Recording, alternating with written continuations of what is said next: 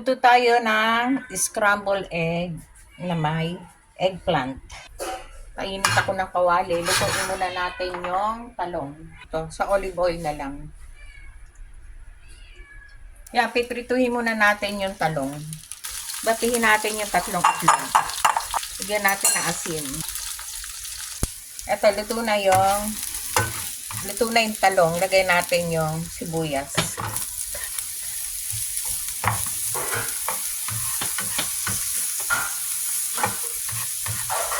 Lagay na rin natin yung kamatis dito sa isang kilo.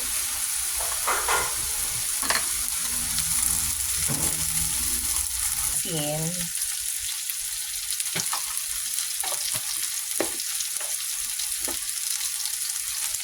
Saka paminta.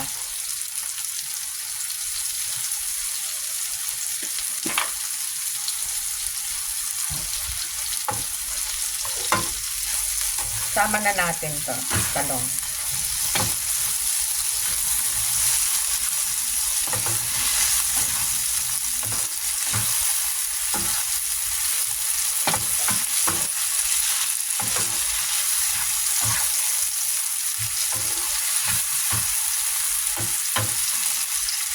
Lutuin lang natin ng bahagya yung kamatis at sibuyas. Lagay na natin yung binaping itlog.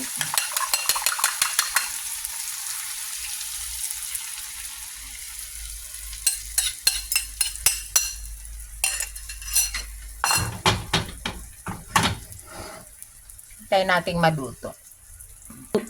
Luto na, babalik ka rin lang natin.